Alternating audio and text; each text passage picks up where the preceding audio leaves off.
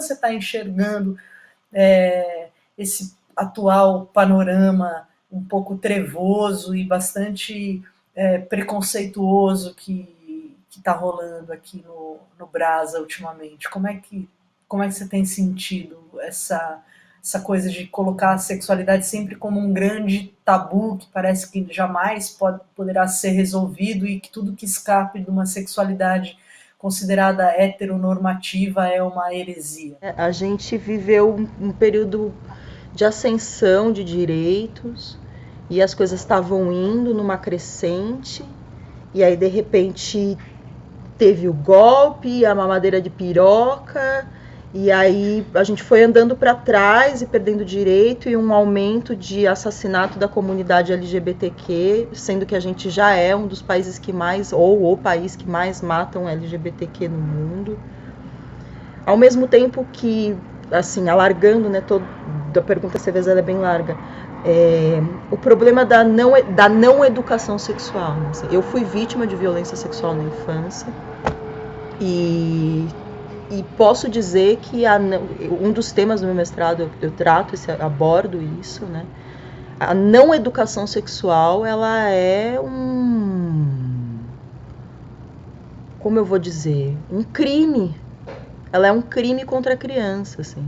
Porque você deixa aquele ser desamparado de qualquer forma de proteção a qualquer tipo de violência que ele possa sofrer. Então, o meu filho mais velho, ele foi educado, assim, para se proteger de violência sexual e para saber o que é sexualidade. Desde muito, muito cedo, tipo 2 anos e meio, ele já tinha...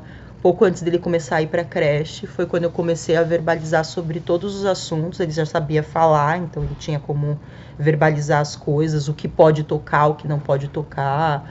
E sentei com ele em frente ao YouTube de maneira bem didática mesmo e mostrei tudo, mesmo sabendo que ele não ia ter capacidade cognitiva para entender tudo, eu não escondi. Eu deixei a educação dele, a capacidade dele, a cognição dele decidir o que era possível para ele aprender. Então eu sentei e mostrei vídeo de como que o espermatozoide fecunda o óvulo, como é o sistema reprodutor feminino, como é o sistema reprodutor masculino. E fiz isso muitas vezes. Com 2 anos e meio, com 3,5, com 4 quando perguntou não sei o que, com 5 quando começou a se masturbar. Quando ele tinha 8 anos, eu virei para ele e fui começar uma dessas lições educativas sobre sexualidade. Ele virou para mim com 8 anos e fez assim: ai mãe, pelo amor de Deus, eu não aguento mais. Se tem uma pessoa que não vai sofrer abuso sexual por falta de educação sexual, sou eu. Já tô de saco cheio. Então eu talvez tenha até pecado por excesso, assim. E eu acho que geralmente quem a gente vê verbalizando sobre ser contra a educação sexual é um grupo de pessoas misóginas, das quais eu desconfio profundamente do caráter que elas têm, sejam homens ou sejam mulheres. É importante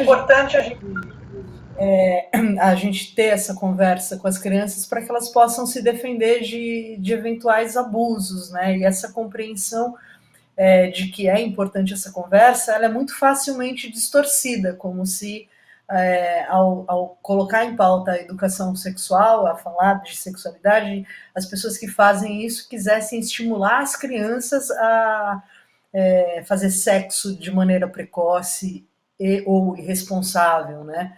Então, eu penso que é muito importante para que as crianças possam se defender e saber que elas, olha, tem lugares do seu corpo que você não pode ser tocado, que nenhum adulto pode invadir o espaço do seu corpo, que é importante que a gente conheça o funcionamento do nosso corpo e que nem tudo está relacionado a sexo, né?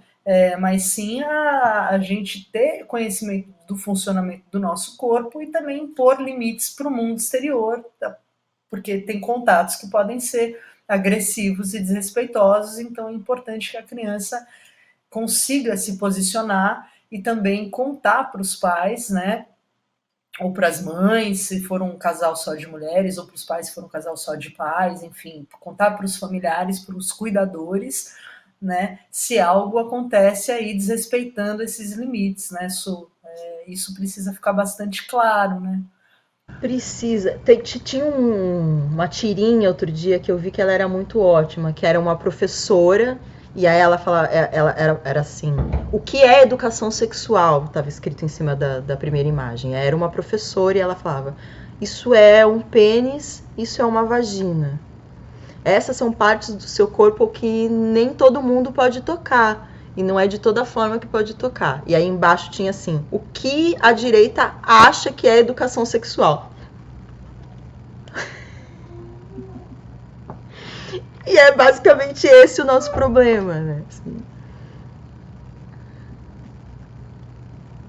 Também tem uma coisa aí, porque essa dicotomia de direita e esquerda, assim, eu preciso defender também alguns amigos que são de direita, que têm um posicionamento político de direita, mas que não têm um pensamento totalmente conservador e distorcido em relação às coisas, né? Então, é importante a gente ter esse cuidado também de não acusar as pessoas que são de direita de serem completamente ignorantes, né? Acredito que o que está pegando são os extremistas, né? E são as pessoas que estão agindo de má fé, adultos que agem de má fé, né? Porque você pode pertencer a um polo político e não ser um total ignorante. Então, assim, eu tive muitos professores que depois eu descobri que eram pessoas de direita, mas que me propiciaram ter uma educação bastante libertadora, no sentido de me oferecer conhecimento para que eu pudesse distinguir no meu cotidiano o que eu, né, quais eram as minhas opiniões, construir o meu próprio pensamento, né? Então, talvez seja nocivo para nós que estamos minimamente despertos fortalecer essa dicotomia quando ela não é necessária, né? Porque pode ter alguém que seja de direita, que de repente não é a mesma postura do que alguém de esquerda, obviamente, afinal de contas, direita e esquerda é uma dicotomia que, na verdade, também me incomoda, né, porque parece que é sempre só duas coisas e tem muito mais multiplicidade em jogo, mas, enfim, só para fazer essa ressalva de que existem pessoas consideradas, que podem ser consideradas conservadoras, mas que nem por isso são completamente ignorantes e que sim, existem pessoas de direita que acreditam na importância da educação sexual e sabem que isso não necessariamente significa você estimular crianças a terem contato com pornografia, etc., coisa e tal.